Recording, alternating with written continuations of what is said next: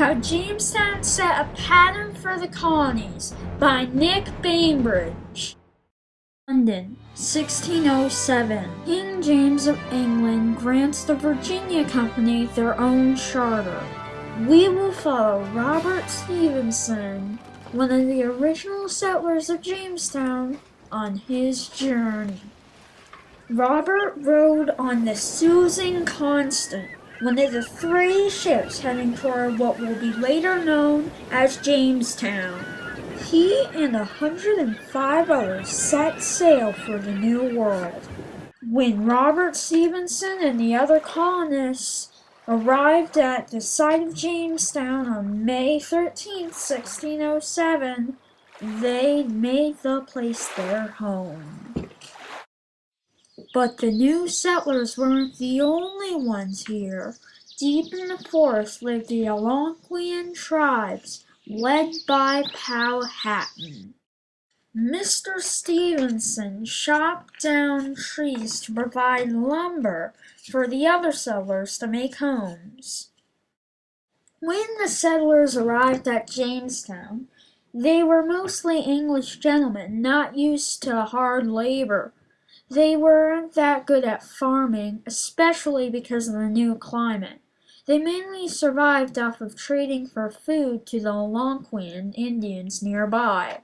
Much later, in the winter of 1609, a harsh famine had taken over the land. The Powhatan tribe had turned on the settlers and tried to kill them all. Also, a disease spread out, infecting and killing even more settlers. Only 60 settlers, including Robert, survived till the spring. John Rolfe arrived shortly after the starving times. He brought with him the seeds for tobacco. Tobacco was in high demand in England, but the Spanish had a monopoly over it.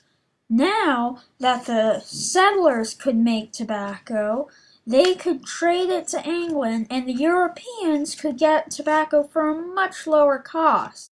Tobacco was a very important export from the colonies. It gave them the wealth they needed to make their settlements. 1613, June 4th, the settlers had kidnapped Pocahontas. They used her as a bargaining chip against her father, Powhatan.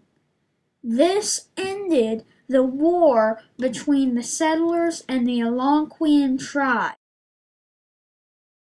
On 1614, May 24th, John Rolfe marries Pocahontas. Later, on June 28th of that same year, Rolfe, Pocahontas, and their son Thomas set out on their way to England. 1617, March 17th. Pocahontas dies of European diseases while she was on a trip to London with her son Thomas and husband John Rolfe. She was buried thousands of miles from her family and friends of the Algonquian tribe. Her death ended the unstable treaty between the Algonquians and the Jamestown settlers. It would be only the first failed treaty between settlers and natives. During the year 1619, the first Africans arrive in Jamestown.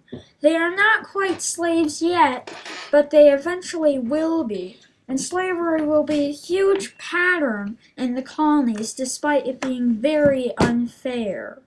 This is because the colonists liked to use free labor so that they could turn a better profit and build their homes easier and faster.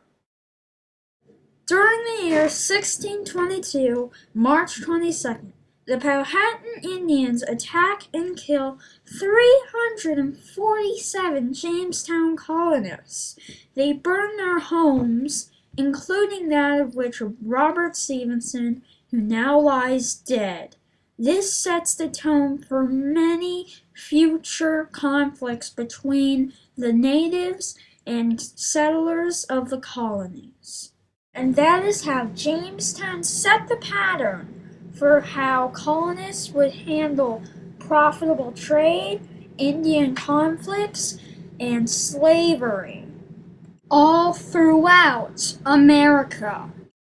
And that is why Jamestown was a major turning point in our history.